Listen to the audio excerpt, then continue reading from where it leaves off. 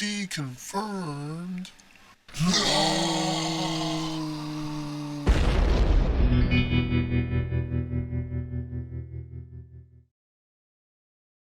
Okay, so let's say you're making a crossover platform fighting game with the aim of putting the spotlight on every corner of Nintendo's history, almost serving as an interactive Nintendo museum of sorts, and you're picking which franchises and characters should be featured in the game's roster. There's a few scenarios that may present some issues, like let's say you stumble into the realm of RPGs, and suddenly you realize something.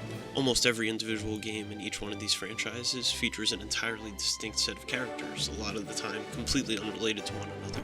So what do? Well, there's a few possible solutions, and Smash so far has chosen a different one every time the scenario has been relevant, and they range wildly in quality in my opinion. So let's start with the most infamous of the bunch. RPG representation solution number 1. The Fire Emblem approach, or the Everyone is Here. Continuously add more and more characters each time a new game is released in the franchise, and if a particular game is super popular or notable, add multiple characters from that one, and just completely open the floodgates, let everybody in. I think this solution is particularly lazy and cheapens the roster as a whole. It alienates people when they see a row of like 7 or 8 different characters they're not familiar with, and the barrier to entry to familiarize themselves with all of them is dozens upon dozens of hours of dense RPG gameplay. If I were tasked with handling Fire Emblem, I would take a much more similar approach to Dragon Quest's approach to representation, which is, coincidentally, RPG representation solution number 2, the Dragon Quest approach, or the all-in-one. Dragon Quest Hero takes 4 characters, each from a distinct era of the series, and combines them in one elegant package. Theoretically, this could be expanded out to include 8 entirely distinct heroes, but even with the current 4, this is really the best of all worlds here. You satisfy more fans of the series because you're spreading the love across a wider range of games. You have the legacy pick, the popular pick, the current pick, and a deep cut all here, without turning this situation into a complete takeover of the character select screen. It completely avoids feeling redundant or overwhelming while still remaining true to the series. Imagine if Fire Emblem was represented by fewer slots, but with multiple characters being scaled back to alternate costumes. Marth, Roy, Lucina, Chrom, all in one spot? Sure. Why not add even more Fire Emblem characters if this were the case, right? Forgive my pronunciation. Leaf, Seliph, Erica, I don't know.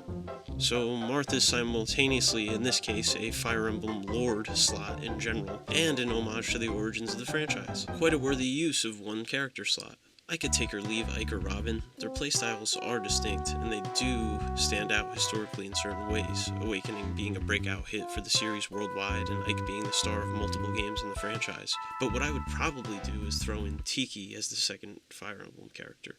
Why Tiki? Well, she appears in both the oldest games in the series and some of the newer ones. She starts off as a boss in the original game, so she's a Fire Emblem foe, before ending up as a party member, so also a friend or sidekick role. She's canonically like 1,000 years old and also the daughter of a goddess that is a recurring element of the plot across the Fire Emblem series as a whole. And she's visually distinct and doesn't use a swinging melee weapon. This is perfect. Fire Emblem would be these 2 characters if it were totally up to me, but hey. There's also another anime swordsman series that has 2 characters now. Have you heard? RPG representation solution number 3, the Final Fantasy approach, or the misdirected tunnel vision. Take the most popular game in the franchise, regardless of whether it's best suited to represent the series in this particular crossover or not. Exclusively add things from that entry and pretend the rest of the franchise, especially the 6 games prior that are all synonymous with Nintendo hardware, don't even exist. Those games, well, they're not getting stretched out over the course of a multi-generational episodic remake right now, so who cares? Just skip them, right? I hate that this is how Final Fantasy is represented in the game. I think it's dreadful, to be honest, especially now with Sephiroth. But Cloud and Sephiroth are recognizable, right? I mean, they're iconic. Everybody knows who they are, right? Well, sure, but these characters are only in Final Fantasy VII, its related materials, and crossovers/cameos where they're explicitly just appearing to represent Final Fantasy VII as a cool callback. Final Fantasy VII itself is a game that almost couldn't be less related to Nintendo if it tried.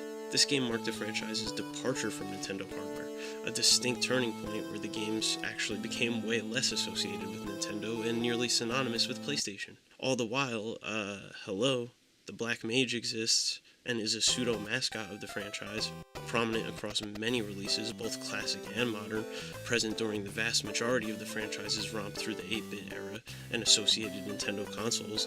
He's a pure mage, which is pretty uncommon in Smash, playstyle-wise. His mascot-like, cartoonish appearance fits perfectly among Nintendo's cast of fighters. Hell, even Nintendo seems to think so. He's been allowed to play sports with Mario for years at this point. He has an awesome moveset in Super Smash Flash 2, if you want to try him out for yourself. And overall, it's just a way more succinct way to cover way more ground, and it feels like way less of a sore thumb, visually and tonally, when put up against the likes of Pikachu, Kirby, Mario, etc., but yeah. Ultimately, what are we left with? Dragon Quest knocked it out of the park. Fire Emblem did a pretty great job initially with Marth, but really got off course when it tried to take a mile from a fanbase that was hesitant to even give it an inch at first, becoming way oversaturated. And Final Fantasy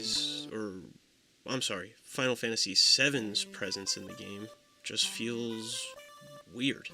Regardless of how popular or recognizable these guys are in a bird's eye, zoomed out, pop culture sort of sense, the complete leap over their home franchise's history with Nintendo raises more questions than their inclusion in the game ever really answered to begin with.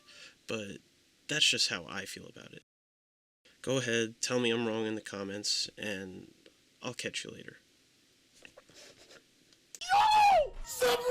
No fucking way! No! Oh my god! Oh my god! Oh my god! Oh my god! Ah, boo. This stinks.